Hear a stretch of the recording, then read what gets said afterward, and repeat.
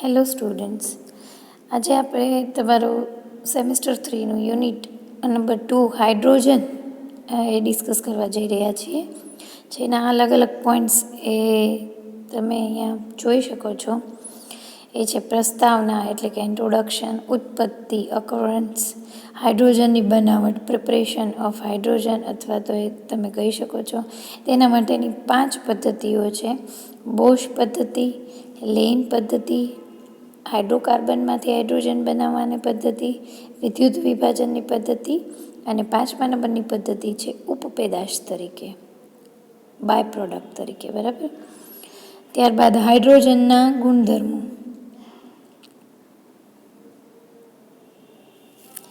ત્યારબાદ આવર્ત કોષ્ટકમાં હાઇડ્રોજનનું સ્થાન, ત્યારબાદ હાઇડ્રોજનના પ્રકાર,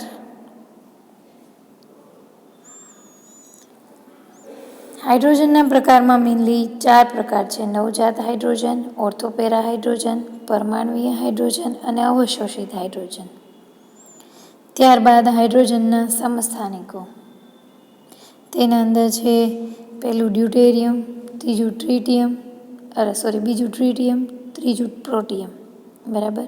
અને ત્યારબાદનો પોઈન્ટ છે ભારે પાણી અને ભારે પાણીના ભૌતિક અને રાસાયણિક ગુણધર્મો. અને ત્યારબાદ છે હાઇડ્રોજન પેરોક્સાઇડની બનાવટ, ગુણધર્મો અને બંધારણ. તો આટલા પોઈન્ટ્સ જે છે એ આપણે ડિસ્કસ કરવાના છે સ્ટુડન્ટ્સ. તો તેના માટે આપણે તેની પહેલાં પ્રસ્તાવના અને ઉત્પત્તિથી શરૂઆત કરશું. પ્રસ્તાવના અને ઉત્પત્તિ, ઇન્ટ્રોડક્શન અને અકરન્સની વાત કરીએ તો વિશ્વમાં સૌથી વિપુલ પ્રમાણમાં અને પૃથ્વીની સપાટી ઉપર 3જા નંબરના ક્રમમાં જોવા મળતા એ ડાયહાઇડ્રોજનને ઉર્જાના ભવિષ્યના સૌથી મોટા સ્ત્રોત તરીકે જોવામાં આવેલ છે. કુદરતમાંના તમામ તત્વોમાં હાઇડ્રોજન સૌથી સાદું પરમાણ્વિક બંધારણ ધરાવે છે. તે ફક્ત 1 પ્રોટોન અને 1 ઇલેક્ટ્રોનનો બનેલો છે. તેમ છતાંય તે દ્વિપરમાણ્વીય અણુ અથવા ડાયહાઇડ્રોજન સ્વરૂપે અસ્તિત્વ ધરાવે છે.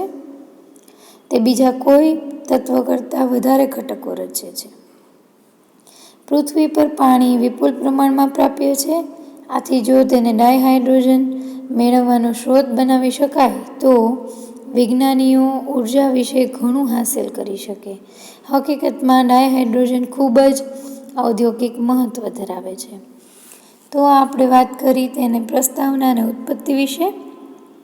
હવે આપણે હાઇડ્રોજનની બનાવટની પદ્ધતિઓ લઈશું. 5 પદ્ધતિઓ છે, જેમાંથી આપણે પહેલી પદ્ધતિ ડિસ્કસ કરશું, બોશ પદ્ધતિ. બોશ પદ્ધતિમાં મોટા ટાવરમાં કોક અને એન્થ્રેસાઇટ ભરી નીચેથી પાણીની વરાળ પસાર કરતા જળવાયુ બને છે. બરાબર. એટલે C+H2O મોટા ટાવરના અંદર શું ભરવામાં આવે? કોલ, જેના અંદર કાર્બન હોય. કોક અથવા તો એન્થ્રેસાઇટ ભરી નીચેથી પાણીની વરાળ પસાર કરવામાં આવે એટલે જળવાયુ બને છે. જળવાયુ તે કાર્બન મોનોક્સાઇડ અને હાઇડ્રોજન વાયુનું સપ્રમાણ મિશ્રણ છે. કાર્બન મોનોક્સાઇડ અને હાઇડ્રોજન વાયુનું સપ્રમાણ મિશ્રણ છે. અહીં કાર્બન મોનોક્સાઇડનું પ્રમાણ 45% અને હાઇડ્રોજનનું પ્રમાણ 45% હોય છે. બાકીના વાયુઓ જેવા કે CO2, CH4 એ 10% વાયુઓ જોવા મળે છે. તો આ રીતે આપણે બોશ પદ્ધતિમાં તમે જોઈ શકો છો. કાર્બન મોનોક્સાઇડ એ ઝેરી હોવાથી ઝડપથી તેનું કાર્બન ડાયોક્સાઇડમાં રૂપાંતર કરવામાં આવે છે, કેમ કે કાર્સિનોજેનિક છે માટે. એટલે COની રિએક્શન H2O સાથે કરવામાં આવે છે, એટલે CO2 + H2 + Q. આ પ્રક્રિયા Q જે છે એ ઉષ્માક્ષેપક પ્રક્રિયા છે માટે ઉષ્મા ઉત્સર્જાય છે તે દર્શાવે છે. અને પ્રક્રિયા દરમિયાન નિપજ અને પ્રક્રિયકનું કદ સમાન રહેતું હોવાથી દબાણની અસર આ પ્રક્રિયા ઉપર જોવા મળતી નથી. વળી પ્રક્રિયા ઉષ્માક્ષેપક હોવાથી નીચા તાપમાને પાણીની વરાળની મદદથી સરળતાથી આગળ વધે છે. જો વરાળનું પ્રમાણ જળવાયુ કરતાં વધારે રાખવામાં આવે તો જમણી બાજુની પ્રક્રિયા સંપૂર્ણ જોવા મળે છે. શરૂઆતમાં પ્રક્રિયા શરૂ કરવા માટે 400 થી 500 ડિગ્રી તાપમાન જરૂરી છે.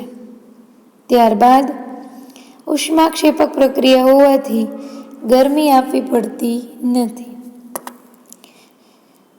બરાબર, કેમ કે પ્રક્રિયા શરૂ થઈ ગયા બાદ એના અંદરથી ઉષ્મા ઉત્સર્જાય છે, એટલે ત્યારબાદ તેને ઉષ્મા આપવી પડતી નથી. જળવાયુમાંથી શુદ્ધ હાઇડ્રોજન મેળવવા પ્રથમ કાર્બન ડાયોક્સાઇડ વાયુને દૂર કરવામાં આવે છે. આ માટે 25 વાતાવરણ દબાણે પાણી ભરેલ ટાવરમાંથી હાઇડ્રોજન અને કાર્બન ડાયોક્સાઇડ વાયુને પસાર કરવામાં આવે છે, જેથી પાણીમાં કાર્બન ડાયોક્સાઇડ વાયુ શોષાય છે. જળવાયુમાંથી શુદ્ધ હાઇડ્રોજન મેળવવા માટે પ્રથમ કાર્બન ડાયોક્સાઇડ વાયુને દૂર કરવામાં આવે છે. આ માટે જે આપણે ઉપર જોયું, કાર્બન મોનોક્સાઇડનું કાર્બન ડાયોક્સાઇડમાં રૂપાંતરણ કર્યું અને કાર્બન ડાયોક્સાઇડને દૂર કરવામાં આવે છે. આ માટે 25 વાતાવરણ દબાણે પાણી ભરેલ ટાવરમાંથી હાઇડ્રોજન અને કાર્બન ડાયોક્સાઇડ વાયુને પસાર કરવામાં આવે છે, જેથી પાણીમાં કાર્બન મોનોક્સાઇડ વાયુ શોષાય છે. જો થોડા પ્રમાણમાં પણ કાર્બન ડાયોક્સાઇડ વાયુ શોષાય યા વગરનો રહી ગયો હોય તો NaOHના દ્રાવણ પસાર કરવામાં આવે છે. જો કાર્બન મોનોક્સાઇડનું સંપૂર્ણ કાર્બન ડાયોક્સાઇડમાં રૂપાંતર થયેલ ન હોય તો બાકી રહેલ કાર્બન મોનોક્સાઇડને એમોનિકલ ક્યુપ્રસ ક્લોરાઇડના દ્રાવણમાંથી પસાર કરવામાં આવે છે, જેથી કાર્બન મોનોક્સાઇડ પ્રક્રિયા મિશ્રણમાંથી દૂર થાય. બરાબર, તો આ રીતે કાર્બન મોનોક્સાઇડ તેનું કન્વર્ઝન કાર્બન ડાયોક્સાઇડમાં કરી નાખવામાં આવે છે. ત્યારબાદ કાર્બન ડાયોક્સાઇડને દૂર કરવામાં આવે છે NaOHના મદદથી. અને જો તેના અંદર થોડો કાર્બન મોનોક્સાઇડ રહી ગયો હોય તો એને એમોનિકલ ક્યુપ્રસ ક્લોરાઇડના દ્રાવણમાંથી પસાર કરવાથી તેને પણ મિશ્રણમાંથી દૂર કરી શકાય છે. ત્યારબાદ હાઇડ્રોજન વાયુ અને બાકીની પાણીની વરાળને કેલ્શિયમ ક્લોરાઇડમાંથી પસાર કરવામાં આવે છે, જે ભેજ શોષક હોવાથી તેના પરથી પસાર કરતા શુદ્ધ હાઇડ્રોજન મળે છે. એટલે કે ત્યાર પછી શું કરવામાં આવે છે, હાઇડ્રોજન વાયુ અને બાકીની પાણીની વરાળને કેલ્શિયમ ક્લોરાઇડમાંથી પસાર કરવામાં આવે. કેલ્શિયમ ક્લોરાઇડ એ કેવો છે, ભેજ શોષક છે, તો તેના પરથી પસાર કરતા પાણીની વરાળ છે એ શોષાઈ જશે અને શુદ્ધ હાઇડ્રોજન મળશે, જે 99.99% શુદ્ધતા ધરાવે છે. તો આ જે છે એ તમે બોશ પદ્ધતિ એ સમજી લીધી છે આખી જ. જળવાયુ કેવી રીતે બને છે, જળવાયુની અંદરથી કાર્બન મોનોક્સાઇડ એ કાર્બન ડાયોક્સાઇડના સ્વરૂપે રૂપાંતર કરવામાં આવે, પછી કાર્બન ડાયોક્સાઇડને દૂર કરવામાં આવે. જો કાર્બન મોનોક્સાઇડ રહી ગયો હોય તો તેને પણ દૂર કરવામાં આવે. ત્યારબાદ હાઇડ્રોજન વાયુ અને પાણીની વરાળને કેલ્શિયમ ક્લોરાઇડમાંથી પસાર કરવામાં આવે અને કેલ્શિયમ ક્લોરાઇડ છે ભેજ શોષક હોવાથી પાણીની વરાળને શોષી લેશે, એટલે શુદ્ધ હાઇડ્રોજન જે છે એ મળે છે 99.99% પ્યુરિટીનું. તો આ રીતે આપણે એની શુદ્ધતા, શુદ્ધ હાઇડ્રોજન બનાવી શકીએ છીએ બોશ પદ્ધતિની મદદથી. હવે આપણે લઈએ લેન પદ્ધતિ. તો લોખંડના ઊભા રિએટમાં ભરેલ Fe ફેરસના ટુકડાને 850 ડિગ્રી સેન્ટીગ્રેડ તાપમાને ગરમ કરી પાણીની વરાળ પસાર કરવામાં આવે છે. લોખંડના ઊભા રિએટમાં ભરેલ Feના ટુકડાને 850 ડિગ્રી તાપમાને ગરમ કરી પાણીની વરાળ પસાર કરવામાં આવે છે. લોખંડ પાણીની વરાળ સાથે પ્રક્રિયા કરી હાઇડ્રોજન વાયુ મુક્ત કરે છે. આ પદ્ધતિને વરાળ લોખંડ પદ્ધતિ, સ્ટીમ આયરન પ્રોસેસ પણ કહેવામાં આવે છે. બરાબર, જેમાં 3Fe + 4H2O એટલે Feની પાણી સાથે પ્રક્રિયા થઈને Fe3O4 + 4H2 મળે છે. આ પ્રક્રિયા પ્રતિવર્તી છે. પાણીની વરાળનો પ્રવાહ સતત ચાલુ રાખવાથી ઉત્પન્ન થતો હાઇડ્રોજન વાયુ પ્રક્રિયા ક્ષેત્રની બહાર નીકળી જતો હોવાથી પ્રક્રિયા એક તરફી ચાલુ રહે છે. એટલે કે પાણીની વરાળનો પ્રવાહ સતત ચાલુ રાખવામાં આવે અને હાઇડ્રોજન વાયુ ઉત્પન્ન થાય અને બીજી તરફથી તેને કલેક્ટ કરી લેવામાં આવે તો એક તરફી થઈ જાય છે. જો તેના અંદરને અંદર હાઇડ્રોજન વાયુ રહે તો એની પ્રતિવર્તી પ્રક્રિયા થઈ જાય. આ માટે હાઇડ્રોજન વાયુ સતત પ્રાપ્ત થાય અને તેને પ્રાપ્ત કરી લેવો જરૂરી છે. Feનું Fe3O4 માં રૂપાંતર થઈ ગયા બાદ પાણીની વરાળ પસાર કરવાનું બંધ કરવામાં આવે છે અને જળવાયુ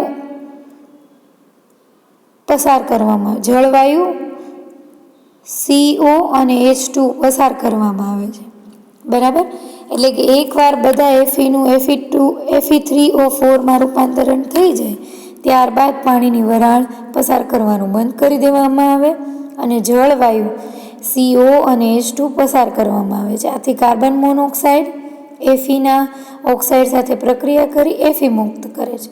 શું કામ જળવાયુ પસાર કરવામાં આવે છે? કેમ કે બધા Feનું Fe3O4 માં રૂપાંતરણ થઈ ગયું હોય છે, તો આપણે એને ફરીથી Fe મેળવવા માટે એના અંદરથી જળવાયુ પસાર કરીએ છીએ CO અને H2, જેના કારણે CO એ Fe સાથે પ્રક્રિયા કરશે અને એના પરિણામે આપણને Fe પાછો મળશે અને મુક્ત થશે. બરાબર, તે કાર્બન મોનોક્સાઇડ Feના ઓક્સાઇડ સાથે પ્રક્રિયા કરી Fe મુક્ત કરે છે, તે જ રીતે હાઇડ્રોજન સાથે પ્રક્રિયા કરી Fe મુક્ત કરે છે, જેને Fe રીજનરેટ પદ્ધતિ કહેવાય છે. એટલે કે આ રીજનરેશન ઓફ Fe છે. કઈ રીતે? તો જે બધો જ Fe3O4 બની ગયો છે તેની રિએક્શન જળવાયુ સાથે કરવામાં આવે છે અને જળવાયુના અંદર CO અને H2 છે, તો આપણે Fe3O4 પ્લસ 4CO કરીએ, it goes 3Fe plus 4CO2, એટલે Feનું રીજનરેશન થાય છે, આપણને પાછો મળે છે. Same way Fe3O4 plus 4H2, it goes 3Fe plus 4H2. તો આ રીતે તમે જોઈ શકો છો કે Fe એ રીજનરેશન Feનું થાય છે અને આ રીતે લેન પ્રોસેસના અંદર Fe આયરનની ટાવરના અંદર પાણીની વરાળ પસાર કરીને એ હાઇડ્રોજનની બનાવટ કરવામાં આવે છે અને એના અંદર Feનું રીજનરેશન એ આપણે લાસ્ટ સ્ટેપના અંદર જોયું. હવે આપણે હાઇડ્રોકાર્બનમાંથી આપણે હાઇડ્રોજન બનાવીશું. તો મિથેન અને ઇથેનની પાણી સાથે પ્રક્રિયા કરવાથી કાર્બન મોનોક્સાઇડ અને હાઇડ્રોજન વાયુ પ્રાપ્ત થાય છે. કાર્બન મોનોક્સાઇડ વાયુ ઝેરી હોવાથી તેની ફરી પાછી H2O સાથે પ્રક્રિયા કરતા COનું CO2 માં રૂપાંતર થાય છે. મિથેન અથવા ઇથેનની પાણી સાથે પ્રક્રિયા કરવાથી કાર્બન મોનોક્સાઇડ અને હાઇડ્રોજન વાયુ પ્રાપ્ત થાય છે. કાર્બન ડાયોક્સાઇડ વાયુ ઝેરી હોવાથી તેની ફરી H2O સાથે પ્રક્રિયા કરતાં COનું CO2 માં રૂપાંતરણ થઈ જાય છે. હવે એની પ્રક્રિયા જોઈ લઈએ કે કઈ રીતે મિથેન અને ઇથેન સાથે પ્રક્રિયા થાય છે. તો એના માટે CH4 મિથેન પ્લસ પાણી ઉદ્દીપક, તો CO કાર્બન મોનોક્સાઇડ અને 3H2 એટલે હાઇડ્રોજન બને છે. બરાબર, બીજામાં જોઈએ ઇથેન ને ઉદ્દીપક, તો 2CO પ્લસ 5H2 એ મળે છે. બરાબર, એટલે પાણી સાથે પ્રક્રિયા કરતા. હવે CO કાર્બન મોનોક્સાઇડ ઝેરી હોવાથી તેનું રૂપાંતરણ આપણે CO2 માં કરીએ છીએ. પાણી સાથે પ્રક્રિયા કરી લેવામાં આવે છે કાર્બન મોનોક્સાઇડની, એટલે કાર્બન ડાયોક્સાઇડ પ્લસ H2 બને છે. તો આ થઈ હાઇડ્રોકાર્બનમાંથી હાઇડ્રોજન બનાવવાની પદ્ધતિ નંબર 3. હવે આપણે પદ્ધતિ નંબર 4 વિશે ડિસ્કસ કરીએ. તો વિદ્યુત વિભાજનની રીતથી, એટલે કે એના અંદર ખનિજ એસિડ વડે વિદ્યુત સુવાહક બનાવેલા પ્લેટિનમના 2 સુવાહક ધ્રુવો ડુબાડવામાં આવે છે અને વિદ્યુત પ્રવાહ પસાર કરવામાં આવે છે. તો ધન ધ્રુવ પર ઓક્સિજન અને ઋણ ધ્રુવ પર હાઇડ્રોજન વાયુ પ્રાપ્ત થાય છે. ખનિજ એસિડ એ મૂકી દેવામાં આવે છે સાંદ્ર HCl, HNO3 અથવા તો H2SO4 વડે વિદ્યુત સુવાહક બનાવેલા પ્લેટિનમના 2 સુવાહક ધ્રુવો ડુબાડવામાં આવે છે અને વિદ્યુત પ્રવાહ પસાર કરવામાં આવે. 2 પ્લેટિનમના ઇલેક્ટ્રોડ છે એ મૂકવામાં આવે. તો ધન ધ્રુવ પર ઓક્સિજન O2 અને ઋણ ધ્રુવ પર હાઇડ્રોજન વાયુ પ્રાપ્ત થાય છે. તો આ થઈ વિદ્યુત વિભાજનની રીત છે. એના મદદથી હાઇડ્રોજન વાયુની ઉત્પત્તિ કરી શકાય છે, બનાવી શકાય છે. હવે આપણે વાત કરીએ ઉપપેદાશ તરીકે. તો સોડિયમ ક્લોરાઇડના સાંદ્ર દ્રાવણમાં વિદ્યુત વિભાજનથી પ્રાપ્ત થતા સોડિયમ ક્લોરાઇડના સાંદ્ર દ્રાવણમાં વિદ્યુત વિભાજનથી પ્રાપ્ત થતા NaOHના ઉત્પાદન દરમિયાન ઉપપેદાશ તરીકે હાઇડ્રોજન વાયુ અને ક્લોરીન પ્રાપ્ત થાય છે. ઉપપેદાશ તરીકે એટલે મુખ્ય પેદાશ તરીકે ન હોય, પણ કોઈની બનાવટ કરતા હોય ને આપણને બાય પ્રોડક્ટ તરીકે ઉપપેદાશ તરીકે મળી આવે તો તેના માટે શું છે?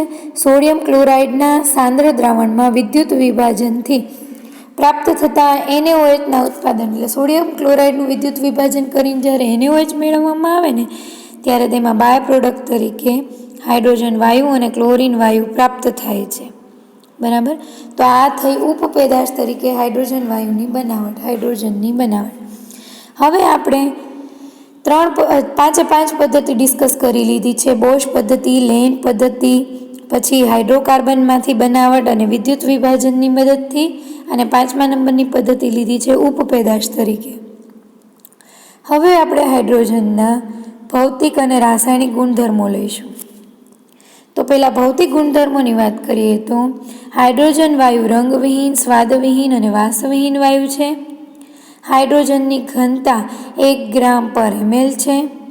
હાઇડ્રોજન હવા કરતાં હલકો વાયુ છે. હાઇડ્રોજન પાણીમાં અદ્રાવ્ય અને દહનશીલ વાયુ છે. હાઇડ્રોજનનું રિડક્શન પોટેન્શિયલ 0 વોલ્ટ ગણવામાં આવે છે અને એના રેફરન્સના અંદર બીજાના બધાના પોટેન્શિયલ એ ગણવામાં આવે છે. હાઇડ્રોજનનું ગલન બિંદુ 13.8 કેલ્વિન છે અને ઉત્કલન બિંદુ 20.4 કેલ્વિન છે.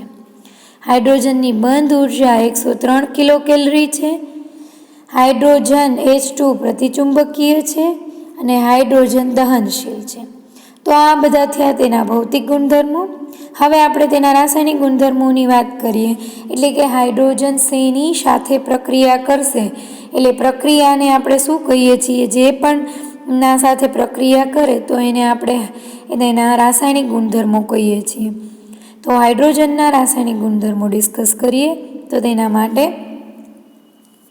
હેલોજન સાથેની પ્રક્રિયા કરતા પહેલાં સૌપ્રથમ હાઇડ્રોજનની હેલોજન સાથે પ્રક્રિયા કરવામાં આવે, એટલે ડાયહાઇડ્રોજન H2 અણુની હેલોજન એટલે X2, જેમાં આપણે ક્લોરીન, બ્રોમિન, આયોડીન, ફ્લોરિન કંઈ પણ લઈ શકીએ છીએ. તો હેલોજનના અંદર મેઇનલી અહીં લીધું છે Cl2, Br2 ને F2. તો ડાયહાઇડ્રોજન H2 અણુની હેલોજન સાથે પ્રક્રિયા કરીને હાઇડ્રોજન હેલાઇડ્સ બનાવે છે, અલગ અલગ હેલાઇડ્સ બનાવશે. પહેલી રિએક્શન આપણે લઈએ હેલોજનની પ્રક્રિયા સાથેની. હાઇડ્રોજનની હેલોજન સાથેની પ્રક્રિયામાં H2 + X2 એટલે બને 2HX હાઇડ્રોજન હેલાઇડ બને. કોમનલી આપણે X કહી શકીએ છીએ બધા હેલોજનને. હવે એના અંદર સ્પેસિફિકલી લઈએ તો Cl2 લઈશું, તો H2 + Cl2 તો બનશે 2HCl હાઇડ્રોજન ક્લોરાઇડ. પછી લીધું છે H2 + Br2 એટલે 2HBr બનશે અને H2 + F2 એટલે 2HF બનશે. બહુ જ સિમ્પલ હાઇડ્રોજનના રાસાયણિક ગુણધર્મો છે.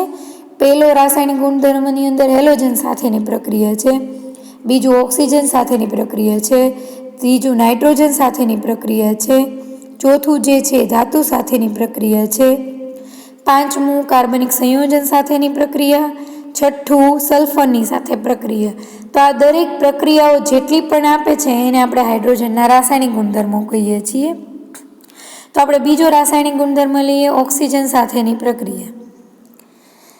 હાઇડ્રોજન અણુની ઓક્સિજન અણુ સાથે સ્ફોટક રીતે પ્રક્રિયા કરી હાઇડ્રોજન ઓક્સાઇડ પાણી આપે છે. હાઇડ્રોજન અણુ એટલે H2ની પ્રક્રિયા O2 સાથે સ્ફોટક તરીકે થાય છે અને H2O પાણી બનાવે છે. તેની રિએક્શન જોઈ લઈએ.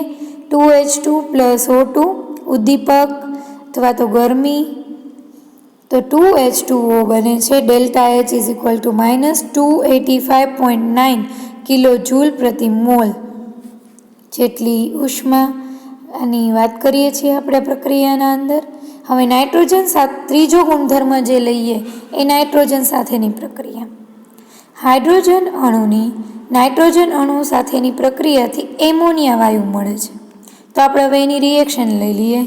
N2 + 3H2 Fe એ અહીંયા આપણે કહીએ કે એનું ઉદ્દીપક તરીકે, 673 કેલ્વિન ટેમ્પરેચર અને 200 બાર પ્રેશર હોય તો 2NH3 એટલે કે એમોનિયા વાયુ બને છે. બરાબર. તો આ રીતે આપણે હાઇડ્રોજનના ગુણધર્મોમાં પહેલો હેલોજન સાથેની પ્રક્રિયા, બીજો ઓક્સિજન સાથેની પ્રક્રિયા, ત્રીજું નાઇટ્રોજન સાથેની પ્રક્રિયા. હવે ચોથું લઈએ છીએ ધાતુ સાથેની પ્રક્રિયા. ઘણા ધાતુ આયન જલીય સ્થિતિમાં ધાતુના ઓક્સાઇડ Fe કરતાં ઓછી પ્રક્રિયા હાઇડ્રોજન સાથે રિડક્શન પ્રક્રિયા કરી ધાતુ આપે છે.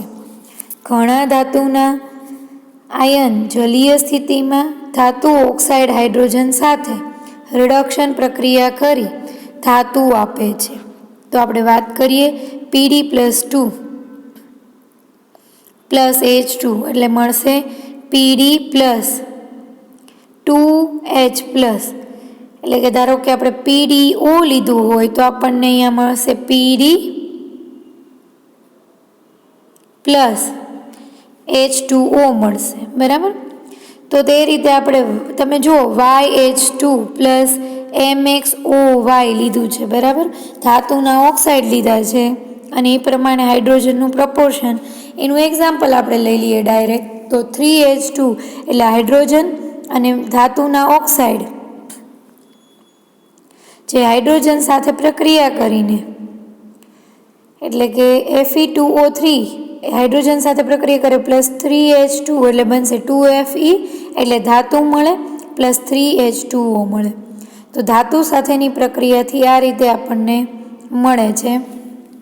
ત્યારબાદ પાંચમી રાસાયણિક ગુણધર્મના અંદર કાર્બનિક સંયોજનોની સાથેની પ્રક્રિયા. કાર્બનિક સંયોજન સાથેની પ્રક્રિયામાં વાત કરીએ તો હાઇડ્રોજન ઘણા કાર્બનિક સંયોજન સાથે ઉદ્દીપકની હાજરીમાં પ્રક્રિયા કરી પ્રબળ રિડક્શન કરતા તરીકે હાઇડ્રોજનેટેડ નિપજ આપે છે. હાઇડ્રોજન ઘણા કાર્બનિક સંયોજન સાથે ઉદ્દીપકની હાજરીમાં પ્રબળ રિડક્શન કરતા તરીકે હાઇડ્રોજનેટેડ નિપજ આપે છે જે ઔદ્યોગિક મહત્વ ધરાવે છે. એટલે હવે આપણે કોઈ પણ કાર્બનિક સંયોજન લઈ લઈશું અને એની હાઇડ્રોજન સાથેની પ્રક્રિયા લઈએ. ધારો કે આપણે ઇથીન લઈએ CH2 ડબલ બોન્ડ CH2.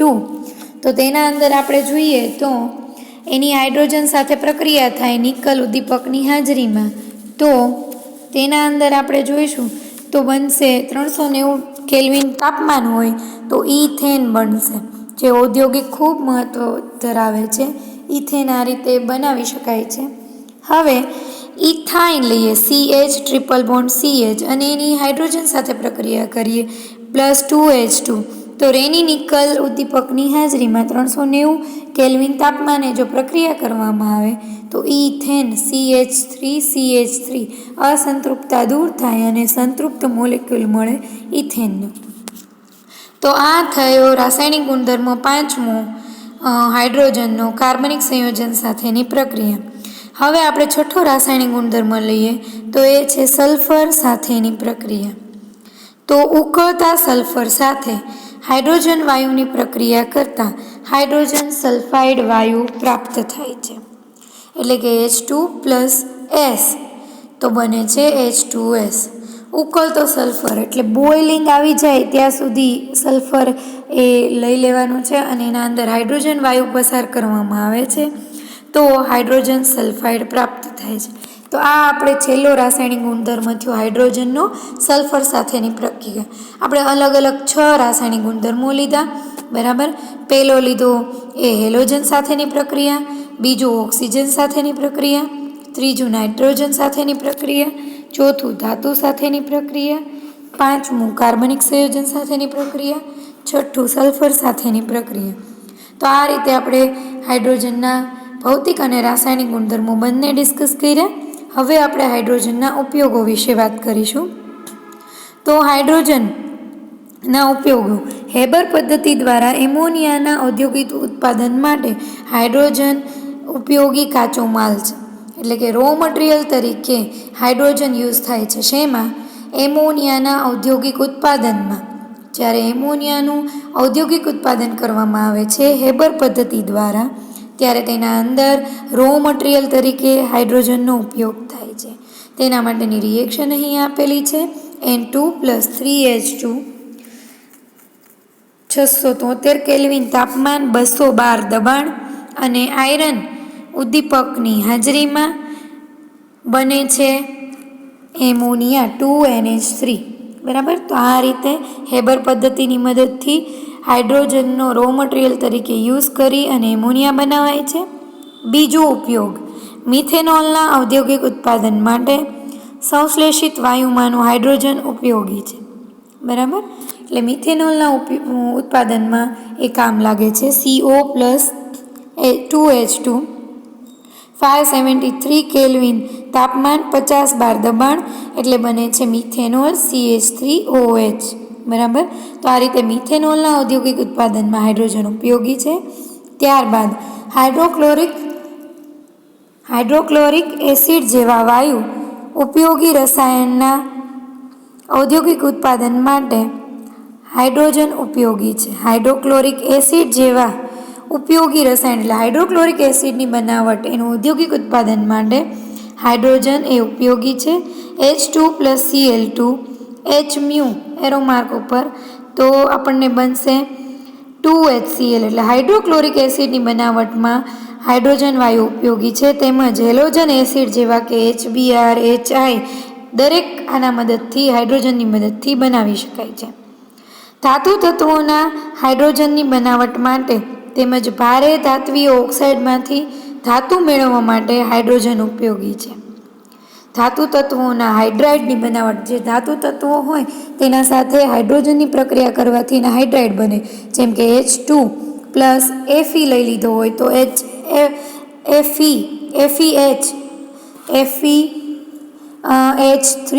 અથવા તો FeH2 એ બને અને ધાતુના FeH બને. બરાબર. ધાતુના હાઇડ્રાઇડ બની જશે. તેમજ ભારે ધાત્વિક ઓક્સાઇડમાંથી ધાતુ મેળવવા માટે હાઇડ્રોજન વપરાય છે. અવકાશીય સંશોધનમાં વપરાતા રોકેટમાં તેમજ બળતણ કોષમાં પણ બળતણ તરીકે હાઇડ્રોજન ઉપયોગી છે. અવકાશીય સંશોધનના અંદર અને બળતણના અંદર રોકેટમાં બળતણ તરીકે હાઇડ્રોજનનો ઉપયોગ થાય છે.